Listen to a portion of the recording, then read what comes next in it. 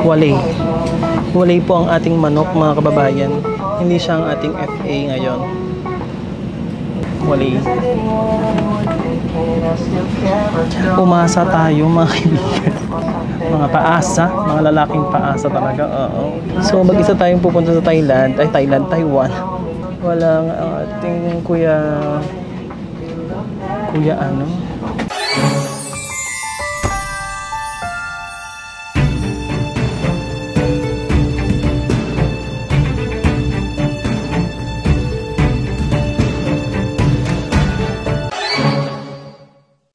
A little nonsense is what I need. Saang lupalop man ng mundo, susundan ang sinisigaw ng puso. Mahanap na kaya natin sa bagong kalupaan ang taong sa atin ay inilaan. Samahan niyo akong lumipad at maglakbay. Sama-sama tayo sa pinakabagong adventure natin.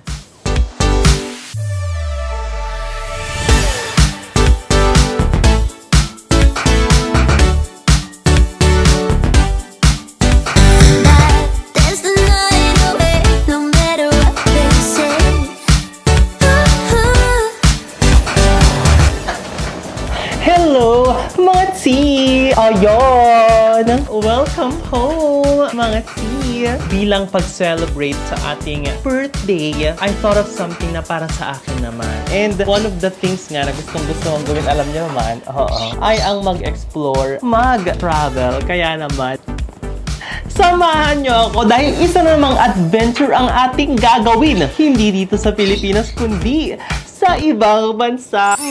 Dahil matagal na nating panata na kung hindi nandito sa bansang Pilipinas ang ating the one, baka nasa Taiwan. Pag mga ganitong travel talaga, mahilig talaga ako mag last minute preparation. Kaya naman sobrang gulo pa. Iiwan ko ang aking baby. Gulo, oh my God. Pero let's go, laban lang! Hanapin natin ang itinakda sa ibang bansa. Thailand check na tayo. Punta naman tayo sa ibang kalupaan. Madami daw mga pogi sa Taiwan. At I decided Taiwan dahil sa isa pang magandang rason na gusto ko mas maging meaningful ang pagse-celebrate ko ng birthday ko. Alaman nyo mamaya ang dahilan kung bakit Taiwan ang napili kong bansa. Bakit Taiwan? Meron akong surprise na ginawa. The search for the one in Taiwan.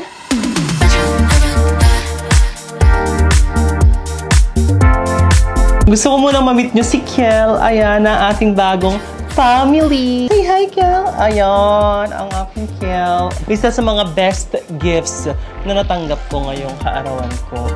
Nakakaloko talaga tong araw na to dahil hindi lang gahol sa oras, kundi umulan pa. Nakakalokang hirap mag-book ng Grab pero nakarating naman on time. At ito, nakabahan ako kasi wala kang kasama, walang magre-remind sa akin ng mga gamit. Kaya naman ang ate girl mo, hindi mapakali. Kinakabahan pa rin ako kasi ilang months ko ding pinaghandaan ito. Pinagtipiran. Nagtipid din talaga ako para sa kaarawan kong ito. And in-evaluate ko talaga kung ano ba talaga ang gusto ko. Dapat magta-Thailand ulit ako pero sabi ko, sa iba naman. And naisip ko, it's like hitting two birds in one stone kapag nag-Taiwan ako. Dahil nga sa rason na ito mamaya, sasabihin ko. Parang 3 months in the making ito. 3 months sa pagtitipid, 3 months sa pag-iipon, pagpaplano kung anong gagawin. Pero nung nandun na mismo, wala akong kaplano at na-realize ko parang, oh my God, nakakatakot pala mag-travel mag-isa. Pero hindi pa rin ako nakatiis. So parang nagbabaka sakali lang ako. Nag-post ako sa Instagram ng story na Taiwan picture. Ako sabi ko, sinong gustong sumama? Kasi baka naman may gustong sumama. Baka lang naman. Kaya nag-post ako. Or baka may makakasabay ako na flight. Diba? Para makatipid din ako at mas effortless akong mapuntahan yung mga gustong puntahan kasi may mag-guide na sa akin.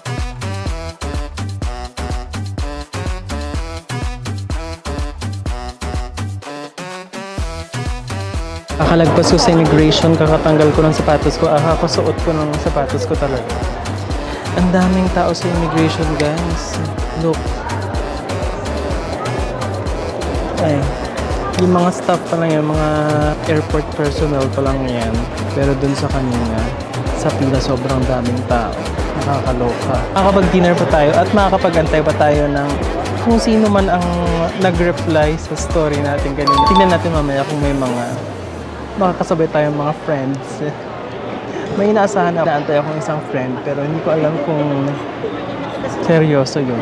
Wala naman ako ina-expect na specific person na magre-reply sa ating story. Pero, meron tayong viewer ng story na constant viewer naman. Pero ngayon lang ulit nagparamdam at nag-reply, na matagal nyo na ring hinahanap-hanap sa akin. Hinahanap-hanap ng kung sino-sino. Sino nga ba ito? Ang Kuya FA mo nag-reply sa ating story.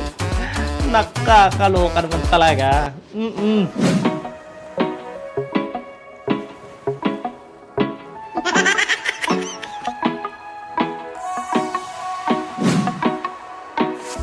Nakakainis. Baka umasa ako. Pero ano talaga, ang mission ko naman talaga ngayon, birthday ko ay mag-soul searching. At nilay-nilay mag-isa, mag-travel mag-isa kasi ito talaga ay isa sa mga bucket list ko. Pero originally, may mga kaibigan akong gustong sumama, kasama daw talaga. Pero nung mga 1 week na lang, nagsi-back out na silang lahat. Kaya wala na ako in-expect. Kaya naman may nagsabi ulit, nag-reply sa story, parang, wala na rin to. Yung mga ilang buwan kong ang kasamang nagplano, nag-back out, ikaw pa kayang kaka-reply lang ngayon. 3 days before. Parang, ay, wala na itso. Unless meron na talaga siyang plano dati pa. Pero what are the odds?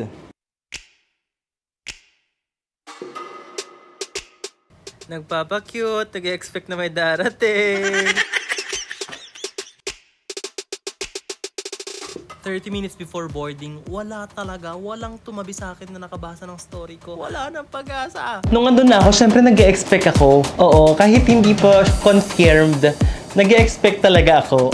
Kasi hopeless romantic. Naniniwala na baka naman itinadhana. Pero yan ang napapala ng mga masyado nag-e-expect. Pag mataas yung expectation, mataas din babagsakan mo. Kaya ayan, medyo nalungkot ako ng a little bit. Pero hindi ko masyadong dinamdam kasi mag-birthday ako. Ayoko nang nag-birthday na masama yung loob ko. Hindi one day in your life without that negativity. And your birthday is the perfect day for that. Sa sobrang pag-expect ko na page pa ang pangalan ko, sobrang nagmamadali talaga ako. Ako ang pinakahuli.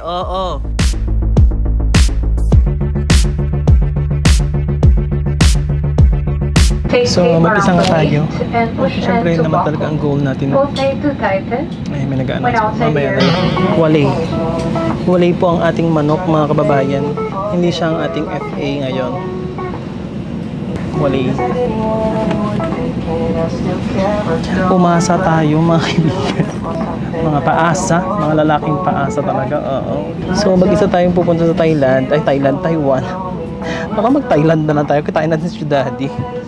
Walang ating kuya ano?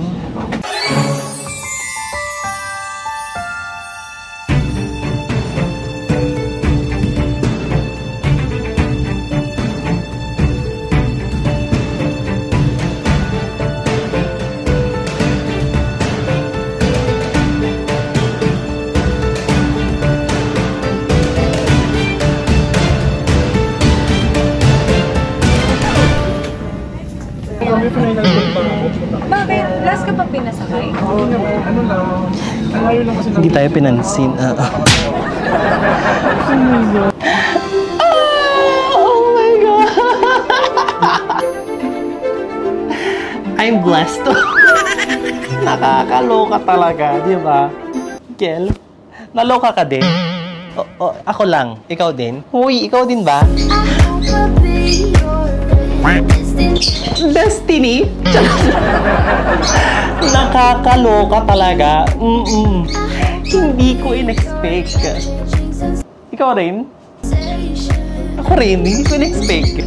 Ewan ko, nakakainis. Tingnan mo yung mga birds nag-chirp. Sweet daw. Yun siguro yung advantage na nagtatrabaho ko sa airlines, sa aviation, diba? Kung kailan mo gusto, mabubook mo. Pwede!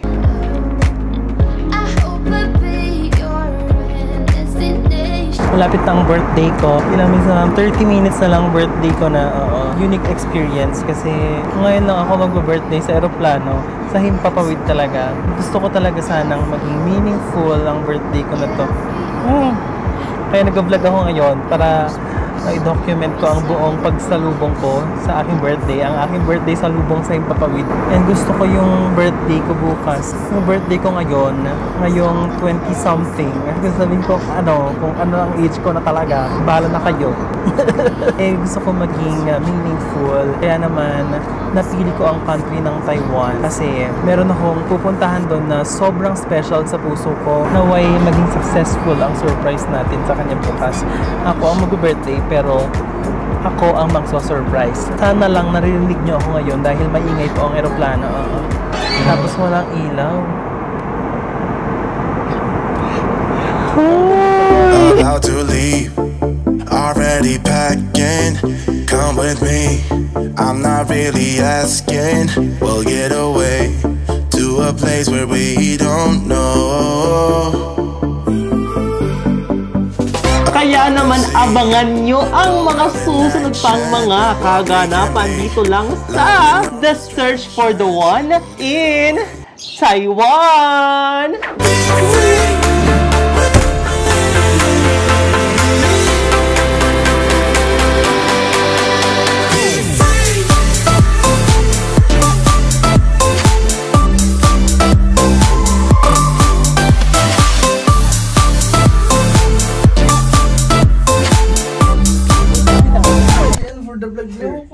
Dali na, alas. Mamamatay naman ako dyan.